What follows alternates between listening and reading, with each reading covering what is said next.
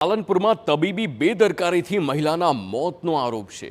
બેદરકારીનો આરોપ લગાવી પરિવારે મૃતદેહ સ્વીકારવાનો ઇનકાર કર્યો। ડોક્ટરની બેદરકારીને પગલે મહિલાનું મોત નિપજ્યું તેમ પરિવારજનોનો આરોપ છે। તબીબ વિરુદ્ધ પોલીસ ફરિયાદ નોંધાવી પરિવારની માંગ છે। સાથે જ ગુનો નહીં નોંધાય ત્યાં સુધી મૃતદેહ નહીં સ્વીકારવામાં આવે તેમ પરિવારજનો જણાવી રહ્યા છે। સંવાદદાતા અતુલ ત્રિવેદી ફોનલાઈન પર છે। અતુલ, જે પ્રકારના આક્ષેપ તબીબ પર થયા છે, હાલ શું ત્યાંની સ્થિતિ છે, શું છે આખી ઘટના?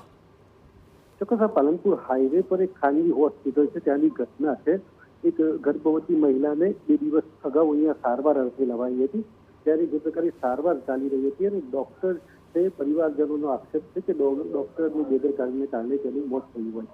જે મહિલા હતી એ ગર્ભવતી હતી અને તેને સારવાર દરમિયાન જે તેનું ઓપરેશન હતું એ દરમિયાન ડોક્ટરની કોઈ ચૂકને કારણે મોત થયું હોવાનો પરિવારનો આક્ષેપ છે। ત્યારે પરિવારે ડોક્ટર સામે અત્યારે તો જે કાયદાકીય કાર્યવાહી અથવા એફઆઈઆર કરવાની માંગ કરી છે અને તેને લઈને હોસ્પિટલ ખાતે હોબાળો પણ મચાવ્યો છે।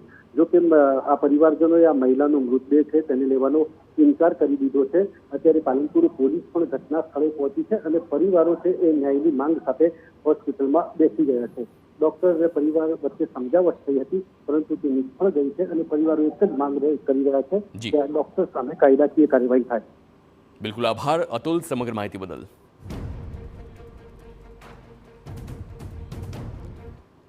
નવસારીમાં વિજલપુરમાં લિફ્ટ